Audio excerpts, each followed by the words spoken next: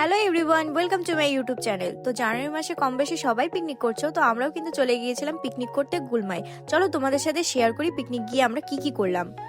আমাদের পৌঁছতে পৌঁছতে কিন্তু অনেকটাই লেট হয়ে যায়, তাই আমরা ফার্স্টে গিয়েই কিন্তু খাওয়া দাওয়া করে নিয়েছিলাম। আর এই টেস্টি টেস্টি খাবারগুলো কিন্তু আমরা বাড়ি থেকেই বানিয়ে নিয়ে এসেছিলাম।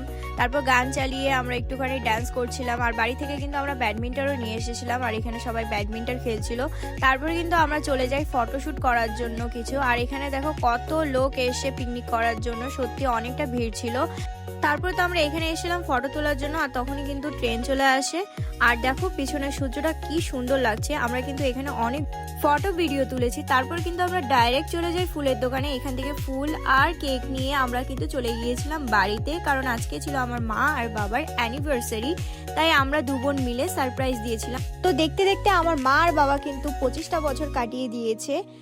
আমি চাই আমার মা আর বাবা যেন এভাবে হাসি খুশি ভাবে সুস্থভাবে সারাটা জীবন কাটিয়ে দিতে পারে। তো আজকের ভিডিওটা কেমন লাগলো কমেন্টে জানাতে ভুলো না কিন্তু। বাই।